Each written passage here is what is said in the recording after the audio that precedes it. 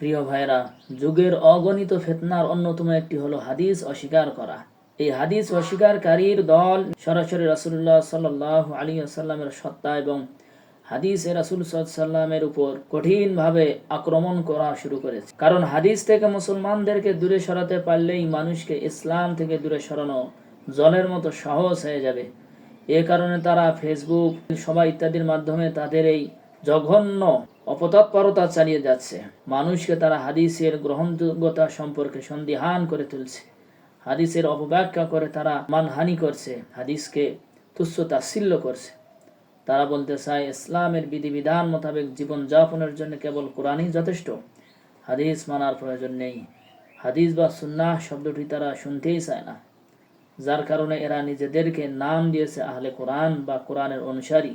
রাসূলুল্লাহ সাল্লাল্লাহু আলাইহি ওয়াসাল্লামের করা ভবিষ্যৎবাণী কত সহজভাবে প্রকাশিত হয়েছে আজ। রাসূলুল্লাহ সাল্লাল্লাহু আলাইহি ওয়াসাল্লাম বলেছেন, জেনে রাখো আমি কোরআন প্রাপ্ত হয়েছি এবং তার সঙ্গে আরও অনুরূপ একটি জিনিস, তা হলো হাদিস। অচিরেই দেখা যাবে এক লোক ভরা পেটে তার খাটের উপরে থেকে বলবে, তোমরা এই কোরআনকে আঁকড়ে ধরো, এতে যে সকল বস্তু হালাল পাবে সেগুলোকে হালাল মনে করো, আর যেসব বস্তু হারাম পাবে সেগুলোকে হারাম মনে করো। দেখুন আবু দাউদ শরীফ, হাদিস নাম্বার 4604।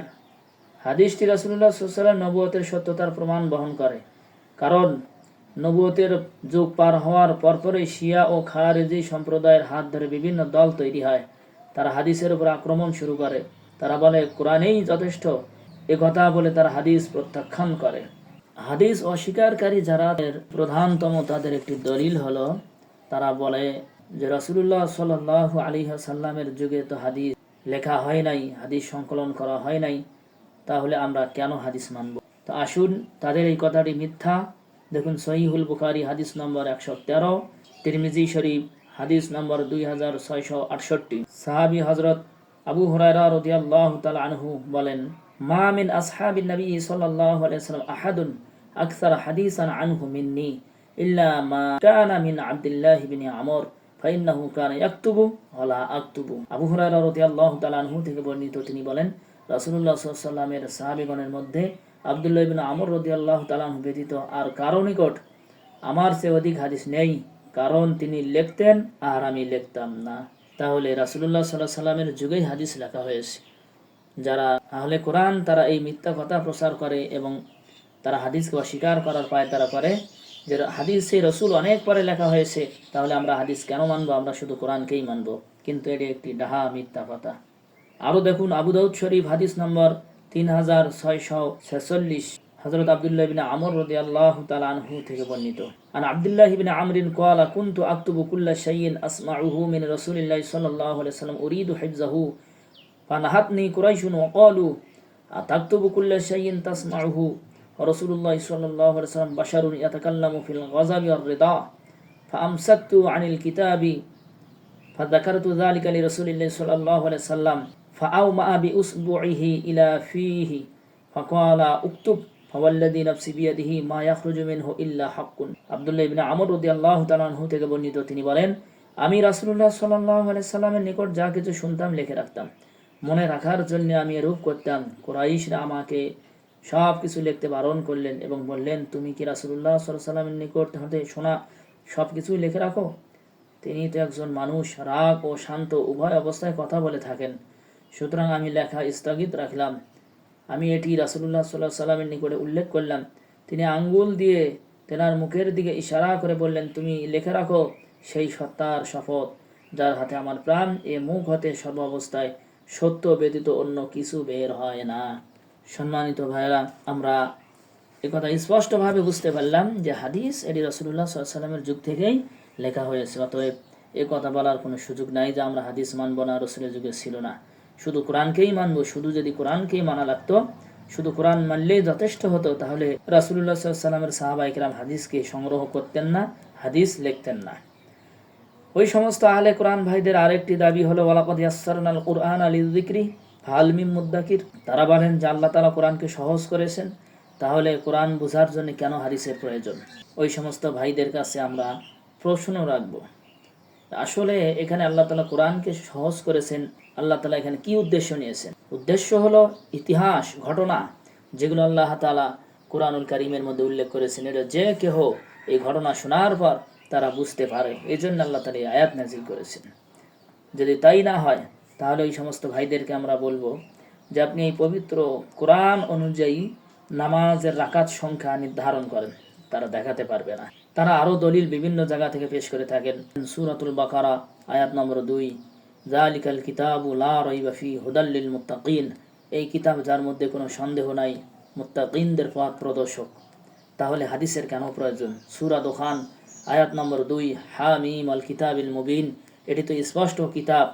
তারা আরও আয়াত নিয়ে আসে, ওয়া আনজালনা ইলাইকাল কিতাবা তিবয়ানান লিকুল্লি শাই, এই কোরআন যেটা আপনার কাছে নাজিল করেছি এটি সমস্ত বিষয়কে স্পষ্টকারী। তাহলে হাদিসের কেন প্রয়োজন?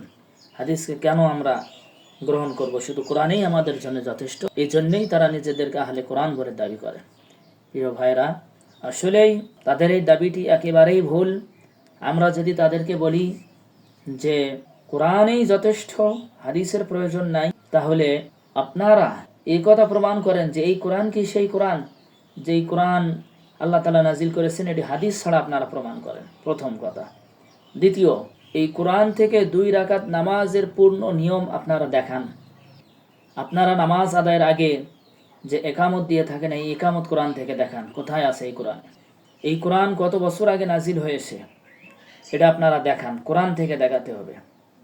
নামাজ ভঙ্গের কারণগুলো আপনারা কোরআন থেকে দেখান। জাকাতের পূর্ণ বিবরণ, কোন মালের উপর জাকাত আসবে, কতটুকু জাকাত আসবে, এর পূর্ণ বিবরণ কোরআন থেকে দেখান। রোজা ভঙ্গের কারণ কোরআন থেকে দেখান। হজের পরিপূর্ণ বিবরণ কোরআন থেকে দেখান। ওয়া আনজালনা আলাইকাল কিতাবা ওয়াল হিকমা, সূরা নিসা আয়াত নম্বর 113, এই আয়াতের মধ্যে হিকমত দ্বারা উদ্দেশ্য কি এটি আপনারা কোরআন থেকে দেখান। ওয়াসারিকু ওয়াসারিকাতু ফাকতুউ আইদিয়াহুমা জাযাআম বিমা কাসাবা নাকালাম মিনাল্লাহ, সূরা মায়েদা আয়াত নম্বর 38, চোর এবং সুন্নির হাত কাটার কথা বলা হয়েছে। কতটুকু চুরি করলে হাত কাটতে হবে এবং কতটুকু হাত কাটতে হবে এটা কোরআন থেকে দেখান।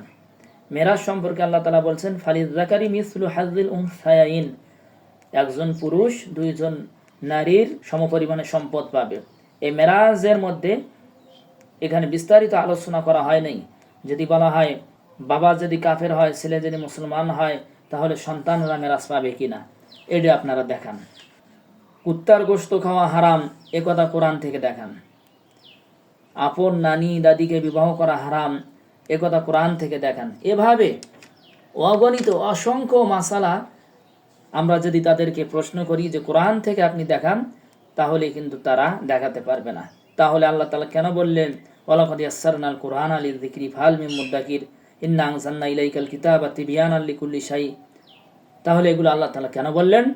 এগুলো বলার দ্বারা উদ্দেশ্য হলো যে আল্লাহ তাআলা এই কোরআনকে নাজিল করেছেন এবং এই কোরআনকে রাসূলুল্লাহ সাল্লাল্লাহু আলাইহি ওয়াসাল্লামের মাধ্যমে এই কোরআনের পূর্ণ বিবরণ পেশ করেছেন, মানুষকে বুঝিয়ে দিয়েছেন।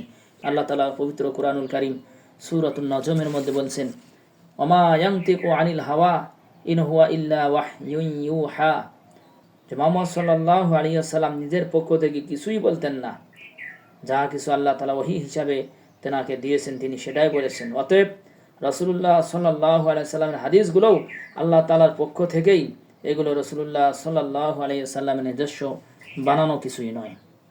অতএব হাদিসকে অস্বীকার করার কোনো সুযোগ নেই। এখন আমাদের এই সমস্ত আহলে কোরআন, যারা আহলে কোরআন দাবিদার, তারা এটা মানুষকে বলে বেড়ায় যে হাদিস মানতে হবে, এ কথা কি কোরআনে আছে?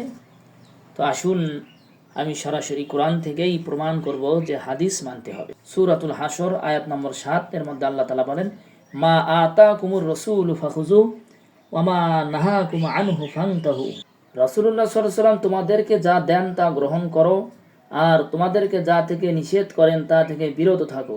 সূরা হাসর আয়াত নম্বর 7।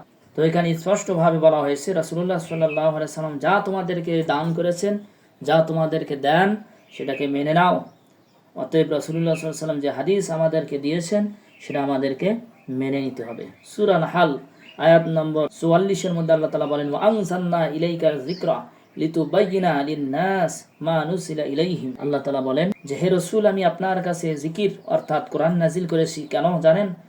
যাতে করে আপনি মানুষের সামনে তা বয়ান করেন যা তাদের কাছে নাজিল করা হয়েছে, যা তাদের জন্য দেওয়া হয়েছে সেটাকে আপনি বয়ান করে দিতে পারেন। রাসূলুল্লাহ সাল্লাল্লাহু আলাইহি ওয়াসাল্লামের বয়ানের নামই হলো হাদিস।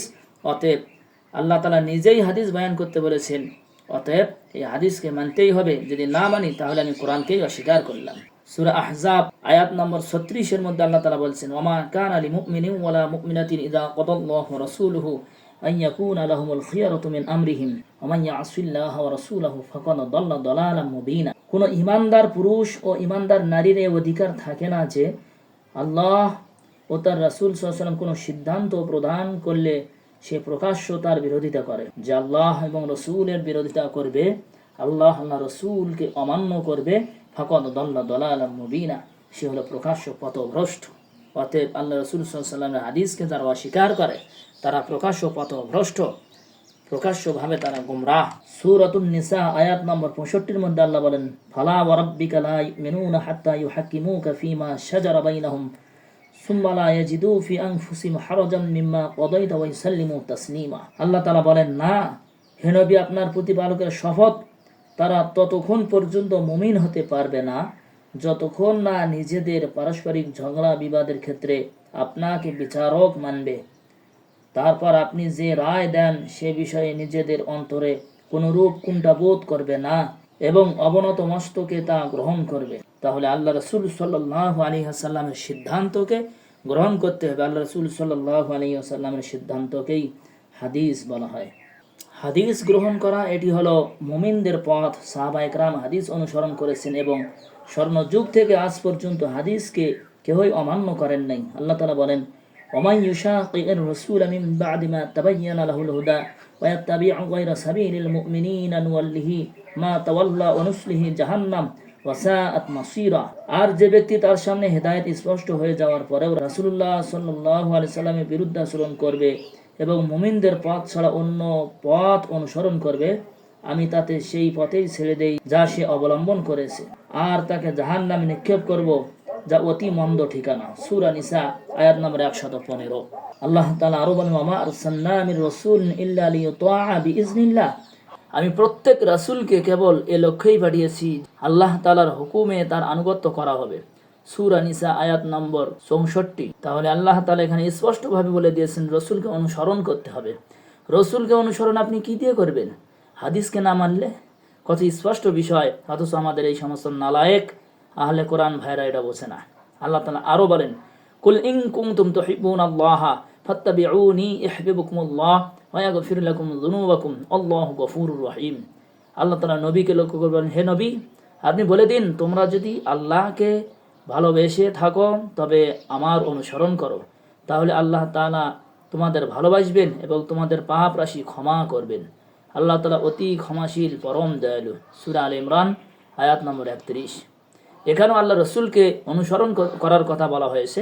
আর রসুলকে অনুসরণ মানেই হলো আল্লাহ রসুল সাল্লাল্লাহু আলাইহি ওয়াসাল্লামের হাদিসকে অনুসরণ।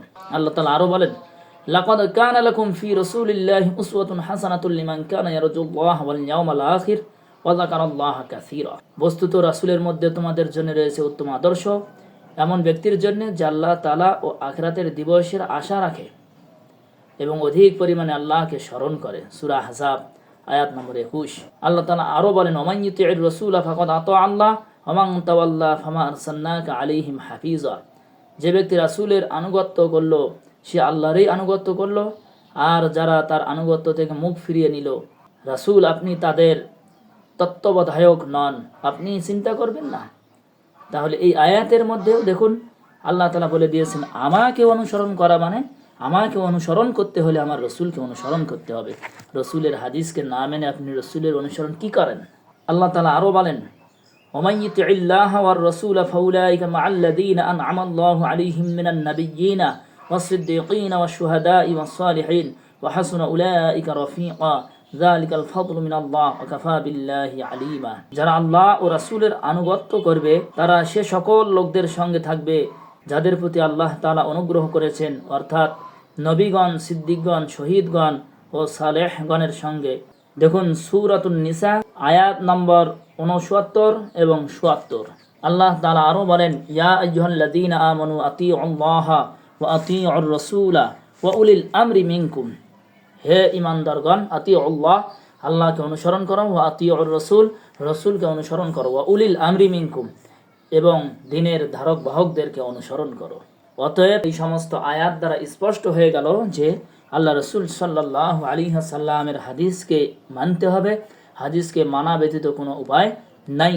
যেই সমস্ত ভাইরা হাদিসকে অস্বীকার করেন, মূলত তারা হাদিসকে অস্বীকার করেন না, বরং তারা কোরআনকেই অস্বীকার করে। এই সমস্ত নামধারী আহলে কোরআনরা বলে থাকেন যে নামাজ 2 ওয়াক্ত, কেউ কেউ বলেছেন 3 ওয়াক্ত। আসলে তারা কত বড় মিথ্যুক। আসুন দেখুন, কোরআনের মধ্যেই 5 ওয়াক্ত নামাজের কথা আল্লাহ তাআলা উল্লেখ করেছেন। দেখুন, ফাসুবহানাল্লাহি হিনা তুমসুনা ওয়া হিনা তুসবিহুন ওয়া লাহুল হামদু ফিস সামাওয়াতি ওয়াল আরদি ওয়া আশিয়ান ওয়া হিনা তুজহিরুন। আল্লাহ তাআলা বলছেন, তোমরা আল্লাহ তাআলার তাসবিহ তথা নামাজরত থাকো যখন তোমরা সন্ধ্যায় উপনীত হও এবং যখন তোমরা ভোরের সম্মুখীন হও, এবং তারই প্রশংসা আকাশমণ্ডলী ও পৃথিবীতে। বিকেল বেলায় তার তাসবিহরত হও, অর্থাৎ নামাজ আদায় করো, এবং জোহরের সময় নামাজ আদায় করো। এই আয়াতের মধ্যে স্পষ্টভাবে 5 ওয়াক্ত নামাজের কথা উল্লেখ হয়েছে। হযরত নাফি ইবনে আজরাক নামক এক ব্যক্তি হযরত আব্দুল্লাহ ইবনে আব্বাস রাদিয়াল্লাহু তাআলা আনহুকে জিজ্ঞাসা করলেন, আপনি কি কোরআনে 5 ওয়াক্ত সালাতের কথা পেয়েছেন? অনেকে এই আয়াতের মধ্যে 5 ওয়াক্ত সালাতের কথা পায় না। ঠিক তেমনি ভাবে আব্দুল্লাহ ইবনে আব্বাস রাদিয়াল্লাহু তাআলা আনহুকেও জিজ্ঞাসা করা হয়েছিল, আপনি কি কোরআনে 5 ওয়াক্ত নামাজ পেয়েছেন? তিনি বললেন, নাম। সুম্মা করা আলাইহি, অতঃপর তিনি তেলাওয়াত করলেন, ফাসুবহানাল্লাহি হিনা তুমসুনা ওয়া হিনা তুসবিহুন, তোমরা আল্লাহ তাআলার সালাত আদায় করো যখন সন্ধ্যা এবং সকাল করো। তিনি এখানে তাফসীর করেছেন আল মাগরিবু ওয়াল ফজরু, মাগরিবের নামাজ এবং ফজরের নামাজ উদ্দেশ্য এখানে। ওয়া আশিয়ান আল আসরু, আশিয়া দ্বারা আসরের নামাজ উদ্দেশ্য। ওয়া হিনা তুজহিরুন আয-যুহরু, হিনা তুজহিরুন দ্বারা উদ্দেশ্য জোহরের নামাজ। ক্বালা ওমিন বাদি সালাতিল ইশা, কোরআনে আল্লাহ তাআলা আরো বলেছেন ওমিন বাদি সালাতিল ইশা, এবং এরপরে এশার নামাজ আদায় করো। 5 ওয়াক্ত নামাজ উক্ত আয়াতের মধ্যে আল্লাহ তাআলা উল্লেখ করেছেন। দেখুন, মুসান্নাফে আব্দুর রাজ্জাক খণ্ড নম্বর 1 পৃষ্ঠা নম্বর 454, হাদিস নম্বর 1772। কোরআনে আল্লাহ তাআলা আরো বলেছেন, ফাসবির আলা মা ইয়াকুলুনা সাব্বিহ বিহামদি রাব্বিকা ক্বাবলা তুলুইশ শামসি ওয়া ক্বাবলা গুরুবিহা ওয়া মিন আনাইল লাইলি ফাসাব্বিহ ওয়া আতরাফান নাহারি লাআল্লাকা তারদা। সুতরাং হে নবী, তারা যেসব কথা বলে তাতে সবর করুন, আর সূর্যোদয়ের আগে ও সূর্যাস্তের আগে নিজ প্রতিপালকের তাসবিহ ও হামদ রত থাকুন। রাতের মুহূর্তগুলোতেও তাসবিতে রত থাকুন এবং দিনের প্রান্ত সমূহেও, যাতে আপনি সন্তুষ্ট হয়ে যান। সূরা তাহা আয়াত নম্বর 130। এখানে সূর্যোদয়ের পূর্বে এবং সূর্যাস্তের পূর্বে এবং রাতের নামাজের কথা উল্লেখ হয়েছে। তাহলে তারা 2 ওয়াক্ত নামাজ কোথা থেকে পেল? এখানে তো এই আয়াতের মধ্যেই 3 ওয়াক্ত নামাজের কথা চলে এসেছে। অতএব আমরা বুঝতে পারলাম তারা 2 ওয়াক্ত নামাজের কথা বলে, আবার সেই নামাজকে তারা যে নিয়মে আদায় করে এই নিয়মেও কোরআনের মধ্যে নাই। তারা নব আবিষ্কৃত নিয়মে নামাজ আদায় করতেছে। এটা একটি ধোঁকা এবং উম্মতে মুহাম্মাদীকে ধোঁকা দেওয়ার জন্য তাদের একটি নতুন চক্রান্ত। এটি হলো বিধর্মীদের একটি চক্রান্ত, ধর্মীদের একটি চক্র এই কাজের মধ্যে নিয়োজিত। অতএব প্রিয় দর্শক মণ্ডলী, সম্মানিত মুসলিম ভাই ও বোনেরা, আমার এই আলোচনার সারাংশ হলো, আমি আলোচনা করেছি যে হাদিসকে মানতেই হবে, এটি কোরআন দ্বারাই প্রমাণিত। দ্বিতীয়ত, যারা হাদিসকে অস্বীকার করে তারা যে সমস্ত কোরআনের আয়াত উল্লেখ করেছে সমস্ত আয়াতের উদ্দেশ্যই হলো, যেখানে আল্লাহ তাআলা বলেছেন এই কোরআনকে আমি সহজ করেছি, কোরআনকে আমি স্পষ্ট বয়ান করেছি, এই সমস্ত কথার উদ্দেশ্যই হলো আল্লাহ তাআলার তাওহীদের ক্ষেত্রে এবং বিভিন্ন পূর্ববর্তী ইতিহাস এবং ঘটনার ক্ষেত্রে। আপনি মাসালাগত দিক হতে আসুন, আপনি একটি মাসালাকেও কোরআন থেকে প্রমাণ করতে পারবেন না স্পষ্টভাবে। যেগুলো আমি প্রশ্ন পিছনে করেছি, আপনি প্রত্যেকটা প্রশ্ন তাদেরকে করুন, তারা কোরআন থেকে সেগুলোর উত্তর দিতে পারবে না। তৃতীয়ত, 5 ওয়াক্ত নামাজ তারা যদি বলে আমরা আহলে কোরআন হাদিস মানি না, তথাপিও তারা 2 ওয়াক্ত নামাজ কোরআনে পেয়েছে, অথচ কোরআনেই 5 ওয়াক্ত নামাজের কথা আছে, অথচ তারা পায় নাই। কত বড় মূর্খ হলে এরকম অবস্থা হতে পারে? অতএব সম্মানিত দর্শক মণ্ডলী, আমরা যেন এই সমস্ত আহলে কোরআন সহ হাজারো ফিতনা এভাবে আসতেই থাকবে। আল্লাহ রাসূল সাল্লাল্লাহু আলাইহি ওয়াসাল্লাম সতর্ক করেছেন, আমরা সকলে সতর্ক থাকব। আল্লাহ সুবহানাহু ওয়া তাআলা আমাদের সকলকে সতর্ক থাকার তৌফিক দান